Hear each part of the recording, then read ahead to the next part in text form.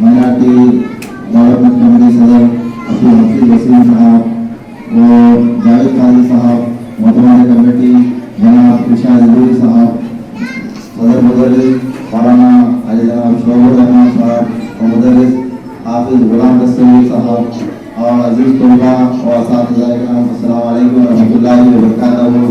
आज की तकरीब अल्लामा शायर मशरिक़ अल्लामा इरफान के यौम पैदाइश के तौर पे मुनक़िद की गई है।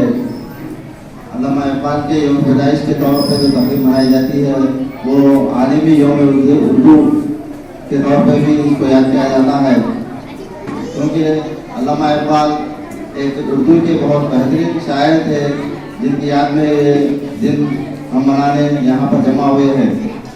उर्दू एक ऐसी ज़बान है जिसमें अदब और अखलाक है।